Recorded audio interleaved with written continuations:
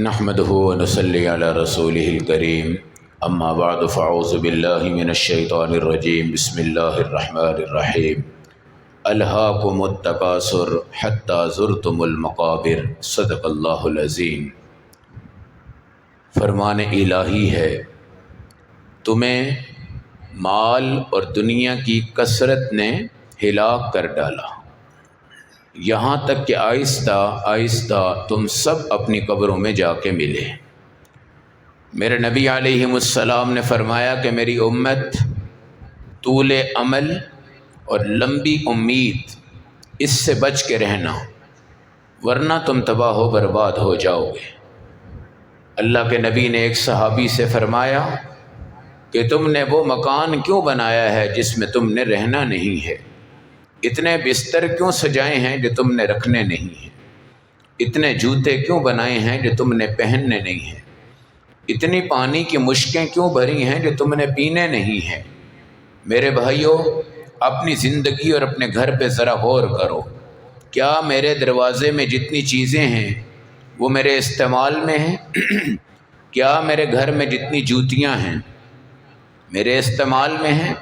میری ویسٹ کوٹ ساری میرے استعمال میں ہیں؟ میرے کپڑے سب میرے استعمال میں ہیں؟ 100 کپ میں نے گھر میں رکھے ہیں، کیا میرے استعمال میں ہیں؟ 5 درجن گلاس میں نے رکھے ہیں، کیا میرے استعمال میں ہیں؟ وہ بسترے جن کو 20 سال ہو گئے ہیں اور بڑی پیٹی میں رکھے ہیں، باہر ہم نے تالا لگایا ہوا ہے، وہ برتن جو وہ پیچھے والی الماری میں رکھے ہوئے ہیں اور آج تک ان کو سجایا نہیں، آج تک ان کو ہاتھ لگایا نہیں۔ وہ اتنی جوتیاں ہیں جو بالکل دیکھنے سے لوگ کہتے ہیں بڑی قیمتی جوتیاں پہنتا ہے، اور باہر اگر فقیر کو دیکھو تو وہ پھٹی ہوئی جوتی پہنتا ہے، پرانے کپڑے پہنتا ہے۔ آپ نے حضرت علی سے فرمایا، اللہ سے اگر دوستی لگانا چاہتا ہے تو پیمند لگے ہوئے کپڑے پہنا کرو، پیمند لگے ہوئے کپڑے پہنا کرو، فقیروں سے ہاتھ ملایا کرو، اور مسلمانوں میں سلام کی ابتدا کیا کرو۔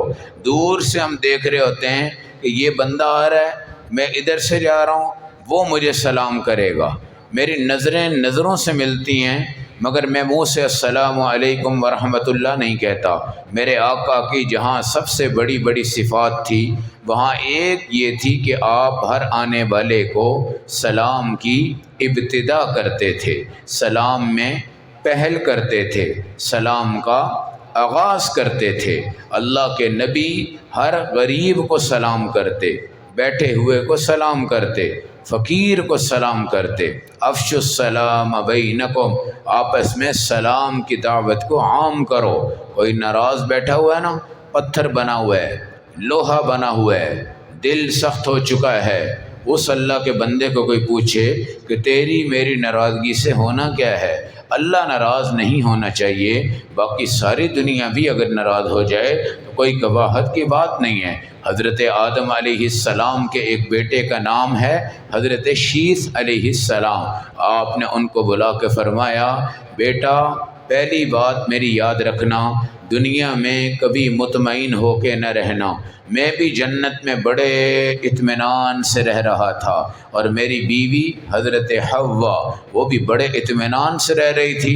اچانک ہمارے اوپر شیطان نے اٹیک کر دیا اور ہم نے وہ درخت کا دانہ کھا لیا۔ دوسرا آپ نے فرمایا، بیٹا کام کرنے سے پہلے انجام کو سوچ لینا۔ میں بھی اگر یہ انجام سوچ لیتا کہ اگر میں درخت کا یہ پھل کھاؤں گا تو مجھے جنت میں سے نیچے جانا ہوگا تو میں کبھی نہ کھاتا۔ تیسرا آپ نے فرمایا، بیٹا عورت سے مشورہ ضرور کر لینا، مگر اس پہ عمل ہمیشہ نہ کرنا۔ میں نے بھی اپنی بیوی سے مشورہ بھی کر لیا، عمل بھی کر لیا، اور دانہ بھی کھا لیا، جس کی وجہ سے ہمیں آنا پڑا۔ چوتھے نمبر پہ آپ نے فرمایا، اے میرے پیارے بیٹے، جب بھی تو اللہ کے سامنے بیٹھے تو اللہ کو یہی سمجھا کر کہ اللہ تجھے دیکھ رہے ہیں، اللہ تجھے دیکھ رہے ہیں اور تو بھی اللہ کو دیکھ رہا ہے۔ یہ صفات تمہارے اندر جس وقت آ جاتی ہیں، اللہ کی قسم یہ نظام کائنات درست سمت کے اوپر چلا جاتا ہے۔ میرے بھائیوں، آج 5 گھڑیاں ہیں، 10 قسم کے موبائل ہیں، کئی قسم کی انگوٹھیاں ہیں، کتنے قسم کے کپڑے ہیں۔ عورتوں میں یہ بہت بڑی بیماری آج پیدا ہو گئی ہے۔ ایک سوٹ لیا، شادی پہ گئی، میاں سے کہا، پھر شادی آ گئی، نیا سوٹ لے دو، لے دیا، پھر شادی پہ گئی، تیسری شادی آ گئی، ایک نیا سوٹ لے دو، لے دیا۔ بھئی یہ اتنے سوٹ کیوں جمع کر رہی ہو؟ وہ کیا کہتی ہے کہ یہ سوٹ ایک شادی پہ پہن کے چلی گئی ہوں، اب سب نے دیکھ لیا ہے، سب نے دیکھ لیا ہے، اب میں کیا کروں؟ دوسرا پہن کے بھی چلی گئی ہوں، یہ بھی دیکھ لیا ہے، 10,000 کا وہ سوٹ ہے، 10,000 کا یہ سوٹ ہے، اب تیسری شادی آ گئی، اب میاں بیچارہ حلال کے اندر اتنے سوٹ کیا دے سکتا ہے؟ وہ اپنی بیوی کی خواہش کے لیے جب آگے بڑھتا ہے نا، پھر وہ کوشش کرتا ہے میں کوئی حرام کما لوں، میں کوئی رشوت کما لوں، میں کوئی چوری کر لوں، میرے پاس پیسہ ہونا چاہیے تاکہ میری بیوی خوش رہے۔ اور خدا کی بندی، آج تم نے وہ وقت یاد نہیں رکھا جب سیدہ عائشہ رضی اللہ تعالی عنہا نے نیا سوٹ پہنا اور آگے چلی اور سہیلیوں نے کہا، واہ جی واہ، آج تو بہت پیاری لگ رہی ہو۔ آپ کو دل میں عجیب سی کیفیت ہوئی، آپ گھر گئی تو نیا سوٹ اتار کے غریبوں کو بانٹ دیا اور پرانا سوٹ پہن کے اپنی سہیلیوں میں آ گئی۔ تو یہ عورتوں کا جو تصور آ گیا نا کہ یہ سوٹ تو سب نے دیکھا ہوا ہے، یہ سوٹ تو میں نے شادی میں پہنا ہوا ہے، یہ سوٹ تو میری کزنوں نے دیکھا ہے، یہ سوٹ تو برادری نے دیکھ لیا ہے، اب میں جاؤں گی نیا سوٹ کیسے نہ پہنوں؟ اگر وہی پہنوں گی تو لوگ کہیں گے پتہ نہیں اس کے پاس پیسہ نہیں ہے۔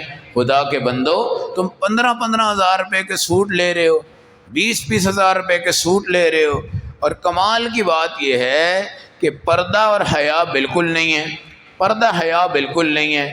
اس کا بہترین علاج ہے برقع پہن کے جاؤ، برقع ہی نہ اتارو، شادی بھی اٹینڈ ہو جائے گی۔ ایک گندے سے کپڑے بھی اگر ہو جائیں نا کبھی اور کوئی کپڑا نہ ہو، برقعے میں عورت پہن کے چلی جائے، سارا کا سارا نظام بن جاتا ہے۔ یہی حال مردوں کا ہے۔ میں نے 3 پیس بنایا ہے شادی کے لیے، اور بھائی کی شادی پہ پہن لیا، بہن کی آ گئی، بہن کی شادی پہ پہن لیا، کزن کی آ گئی۔ اب 3 پیس سوٹ بنانا یہ بھی ہزاروں کا خرچہ ہے۔ وہ جو 3 پیس بنایا ہے نا اس نے، وہ گھر میں لٹک رہا ہے، وہ گھر میں لٹک رہا ہے، اس کو اس نے پہننا کبھی نہیں ہے، ایسے ہی بوسیدہ ہو جائے گا۔ یا پھر یہ کریں گے کسی کو پرانے کپڑے سمجھ کے بیچ دیں گے آدھی قیمت کے اوپر۔ یہ جو لہنگے آج کل مل رہے ہیں کرائے پہ، بڑے بڑے سوٹ آج کل مل رہے ہیں کرائے پہ، اچھا بڑے قیمتی برتن لائیں گے، بہت قیمتی برتن، یہ 50,000 کا سیٹ ہے، یہ 40,000 کا سیٹ ہے، یہ 30,000 کا سیٹ ہے۔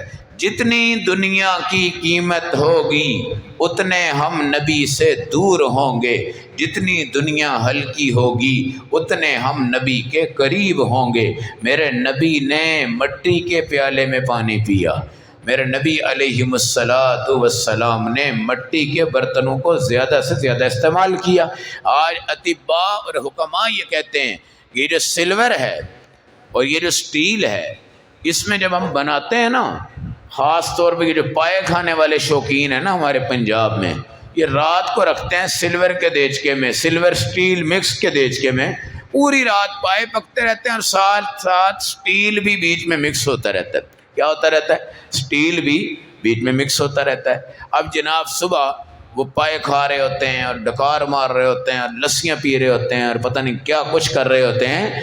یہ اللہ کے بندے یہ سوچیں کہ پوری رات سلور بھی پک رہا ہے، سلور بھی گر رہا ہے، سٹیل بھی گر رہا ہے، سٹیل اصلی تو ہے ہی کوئی نہیں، اب سارا کچھ مکس ہو گیا ہوا ہے۔ اب جناب وہ سب مٹی کے برتن میں پکانے والا بندہ، اس کا ذائقہ ہی کچھ اور ہوتا ہے، اس کا مزہ ہی کچھ اور ہوتا ہے۔ اچھا مٹی میں اگر پکائیں گے کیا کہتے ہیں جی، اور جناب 50 لاکھ کا مکان ہے، 3 کروڑ کی کوٹھی ہے، 4 کروڑ کی کوٹھی ہے، اب مٹی کے پیالے میں پینا ہے، مٹی کے گلاس میں پینا ہے، مٹی کی ہنڈیاں میں پکانا ہے۔ لوگ کیا کہیں گے؟ تمہارے کچن میں یہ دیچکا کوئی نہیں ہے، تم سلور نہیں لے سکتے، سٹیل نہیں لے سکتے، تانبا نہیں لے سکتے، فلان چیز نہیں لے سکتے۔ یہ تمام چیزیں قرآن کہتا ہے الہاکم التکاثر، ان کو جمع کر کر کے تم ایسے سمجھو جیسے تم نے سانپ پالے ہیں، بچھو پالے ہیں، بھیڑیے پالے ہیں۔ بھیڑیے 10 ڈال دو بکریوں کے ریوڑ میں، 100 بکریاں 10 بھیڑیے، وہ سب تباہ کر جائیں گے۔ یہ مال بھی بھیڑیے ہیں، یہ بھی سانپ ہیں، یہ بھی بچھو ہیں، یہ بھی اژدہا ہیں، تو جتنی دولت گھر میں ہوگی نا آپ کو ڈر ہوگا، جتنی کم ہوگی اتنا آپ کو ڈر نہیں ہوگا۔ زیور اپنے گھر میں رکھ لو اس ٹائم 10 تولے ہیں جی، 10 تولے اس ٹائم 12-14 لاکھ روپے کا زیور ہے، رات کو نیند نہیں آئے گی، رات کو نیند نہیں آئے گی۔ یہ نظام زندگی ہے، یہ مال نہیں ہے، یہ سانپ ہیں، یہ بچھو ہیں۔ کسی کو پتہ چل جائے نا میرے گیٹ میں سانپ آ گیا ہے، میرے خیال میں رات کو ایک بچہ بھی وہاں نہیں سوئے گا جب تک کہ اس کو نکال نہ لیں یا اس کو مار نہ دیں یا ان کی تسلی نہ ہو جائے۔ تو یہ سانپ ہیں، یہ بچھو ہیں، یہ نظام کائنات ہے۔ اب رمضان آیا ہے، کم کھانا ہے، کم پینا ہے، کم بولنا ہے، کم سونا ہے، کم چیزوں کو استعمال کرنا ہے، اور یہ مشق ہے پوری دنیا کے لیے کہ دنیا میں اس طرح ہی گزارا کرو جس طرح رمضان میں گزارا کر رہے ہو۔ اصل افطاری تمہاری آخرت میں ہوگی، اصل لنچ تمہارا آخرت میں ہوگا، اصل ڈنر تمہارا آخرت میں ہوگا۔ 5 star hotel, 7 star hotel, 3 star hotel, بڑے بڑے ماڈل ہوٹل، انٹرنیشنل ہوٹل، بڑی بڑی دنیا کی خوبصورت جگہیں جہاں ہم سیریں کرتے ہیں، یہ ہمارے نہ تو باپ ہیں نہ ہماری یہ مائیں ہیں کہ شفقت اور محبت سے پتہ نہیں حرام گوشت، حرام مرغیاں جتنا بھی ہوتا ہے نا، سب سے زیادہ ان بڑے بڑے ہوٹلوں پہ ہوتا ہے۔ ایک ریڑھی لگاتا ہے نا چنے والا، آپ کبھی نان چنے اس سے کھا لیں اور BC ہوٹل میں جا کے چنے کھا لیں، میرا تجربہ اور دعویٰ ہے کہ یہ ریڑھی والا جو چنے تمہیں کھلا رہا ہے نا، BC ہوٹل والا تمہیں وہ چنے نہیں کھلا سکتا، وہ ذائقہ تمہیں نہیں دے سکتا۔ اس کے پیچھے بڑی حکمتیں ہوتی ہیں، بڑا نظام کائنات ہوتا ہے۔ اس لیے میرے بھائیوں، سانپ سے بچنا ہے، بچھو سے بچنا ہے، اژدہا سے بچنا ہے، دولت کی شکایتوں سے بچنا ہے، دولت کی بربادیوں سے بچنا ہے، دولت کی تباہیوں سے بچنا ہے۔ ہم پہلے ہی سود کی لعنت میں سو رہے ہیں، سود کی لعنت میں چل رہے ہیں، سود کی لعنت میں بیٹھ رہے ہیں۔ ہمارا ملکی نظام سودی ہے، ہمارے اوپر سود کے شکنجے کافروں نے گاڑے ہیں، ہم ان کی چھتریوں کے نیچے ہیں۔ یہ سارا پاکستان ہمارا گروی رکھا ہوا ہے، ہمارے پاس ذاتی زر مبادلہ کوئی نہیں ہے۔ اگر ہم اکاؤنٹنگ میں حساب کرتے جائیں تو کسی کا کتنا قرض ہے، کسی کا کتنا قرض ہے، کسی کا کتنا قرض ہے۔ ہمارے حکمران بھی جو آتے ہیں نا، وہ یہی سوچ رہے ہوتے ہیں کسی طرح ہمیں قرضہ مل جائے، یہ نہیں سوچتے قرضہ اتر جائے، کہتے ہیں کسی طرح ہمیں کوئی نہ کوئی قسط مل جائے۔ اب وہ قسط لا کے نا آدھا کھا لیتے ہیں، آدھا لگا دیتے ہیں اور جناب چھٹی کر کے چلے جاتے ہیں، اور پیچھے سے بیچاری عوام کیا ہوتی ہے، پستی رہتی ہے۔ کوئی حکمران بھی ہو، کوئی بادشاہ بھی ہو، دنیا کے نظام میں یہ جو سود کی لعنت ہے نا، یہ ہمارے ملک کو دیمک کی طرح چاٹ گئی ہے۔ اللہ سے دعا کیا کرو، اللہ اگر ہم بیلچہ چلا رہے ہیں، کئی چلا رہے ہیں، سڑکیں کھود رہے ہیں، ہاتھوں کی کمائی کر رہے ہیں، محنتیں کر رہے ہیں، ہم سود کی لعنت میں کیوں بیٹھے ہوئے ہیں؟ ہم انشورنس، بیمہ پالیسی، یہ جو نظام ہے نا، انشورنس، بیمہ پالیسی، یہ بھی جوا ہے۔ لکی کمیٹیاں، بولی والی کمیٹیاں، انعامی پرائز بانڈ کی رقمیں، جوئے کے کھیل، شرطوں کے کھیل، اتنے پاک اللہ کے اس پاک ملک میں، پاک مہینے میں بھی ہم ان چیزوں سے اگر باز نہیں آتے تو مرنے کے بعد پھر ہم نے بھگتنا ہے اور اپنے اللہ کو حساب دینا ہے اور اللہ کے نظام کائنات۔ اس لیے ہمارے بزرگ فرماتے تھے، ایک بستر ہے تمہارا، دوسرا بستر ہے مہمان کا، تیسرا بستر ہے شیطان کا۔ ایک تمہارا ہے، دوسرا مہمان کا ہے، تیسرا شیطان کا ہے۔ اب مقابلہ یہ ہو رہا ہے، ہمارے پاس 20 کمبل ہیں، 20 رضائیاں ہیں، 30 گدے ہیں، اتنے تکیے ہیں، اتنا فلاں ہیں، اتنا فلاں ہیں، اتنا فلاں ہیں، اور سمیٹ کے رکھ رہا ہوتا ہے، سمیٹ کے رکھ رہا ہوتا ہے اور ان کو گن رہا ہوتا ہے۔ تو ویل لکل ہمزۃ لمزہ الذی جمع مالا وعددا یحسب ان مالہ اخلدا۔ تباہی ہے ایسے لوگوں کے لیے، مال کما کے نا گنتے ہیں، لاکھوں روپے کی تھدی سیکنڈ میں گن جاتے ہیں، سیکنڈ میں۔ یہ جو بینک والے ہوتے ہیں کتنے تیز گنتے ہیں۔ ہماری طرح کا کوئی بندہ ہو تو ایک صحیح کرتا ہے تو دوسرا خراب ہو جاتا ہے، اس کو ٹھیک کرتا ہے، تیسرا خراب ہو جاتا ہے۔ تو لاکھ روپے کی تھدی گننے میں شاید ہمیں کوئی 10 منٹ لگ جائیں، لیکن بینک والے کے پاس جائیں، اس کا چونکہ ماحول ہے، وہ آپ کو 1 منٹ میں گن کے پھیر کرتے، لاکھ ہو گیا جی، 2 لاکھ ہو گیا، 10 لاکھ ہو گیا، 50 لاکھ ہو گیا، کروڑ ہو گیا، 50 کروڑ ہو گیا، کروڑوں گن لیتے ہیں، پتہ ہی نہیں چلتا۔ ہمارے جیسے بندہ تو اگر کروڑوں ہو تو شاید اس کے 2 دن لگ جائیں، اس کو گنتے گنتے، سنبھالتے سیٹ کرتے کرتے، اور سمجھ کے آتا ہے یحسب ان مالہ اخلدا۔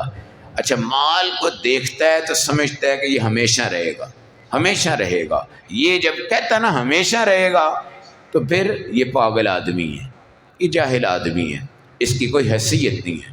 تو رمضان مال کی محبت سے جان چھڑانے کا مہینہ ہے، مال کی محبت سے جان چھڑانے کا مہینہ ہے۔ کیسے؟